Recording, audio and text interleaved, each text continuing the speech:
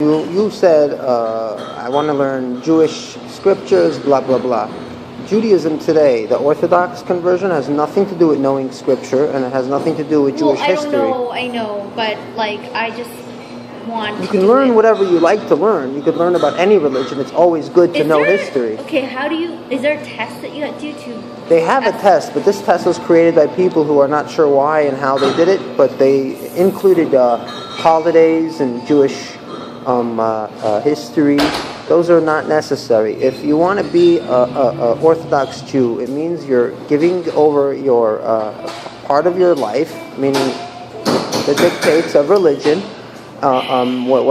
This is any group. If you join any religion or cult, it's a belief. It doesn't even have a necessity for a god. It can be a non-deity cult where you listen to dictates of.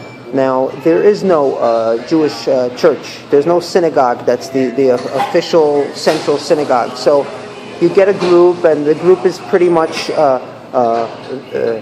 very traditional or fundamentalist, and then it seems more acceptable, which it's not. And then you join, and then you feel like you became Jewish, but then you find out that there's a whole world that you just got locked out of because of your restrictions. So there is no need to know stuff. To be religious, you have to follow. It's not about knowing. You don't need to pass a quiz. They will give you literature to read. But if you met a religious Jew today and you ask them about the history, how they understand the Bible, they don't really know and they don't really care.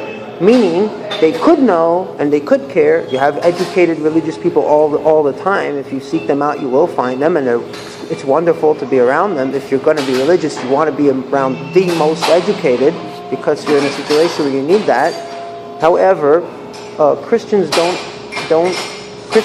tend to have a problem with the fact that Jesus was a Jew, and that should leave them with a simple question. Same for Jews. They don't have an issue that they're following a rabbinic tradition other than the Bible.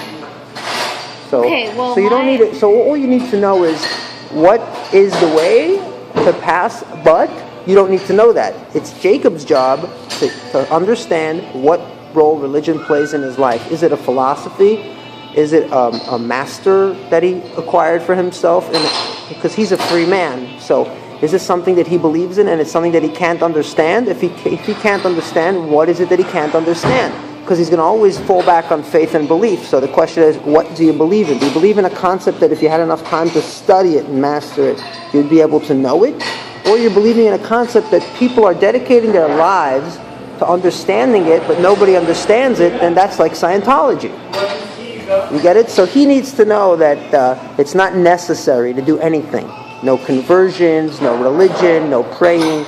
So there are plenty of different Jews that attend synagogue for different reasons. Some to remember the dead. Some made a promise to their grandparents that they would do the Kaddish prayer. It's just a prayer for the dead, which is reasonable for them. I know it's like a lifestyle and a life commitment, basically.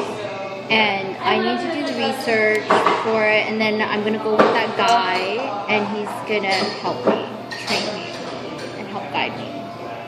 Jacob says he can't be involved at all. No, Jacob is not sure. No, Jacob is not sure what's acceptable. But what he's forgetting is that nothing is acceptable unless you accept yourself, and you dictate how you're going to run your life. You're never going to be happy in religion to be accepted, because religion never found harmony within itself. So it's never going to be okay.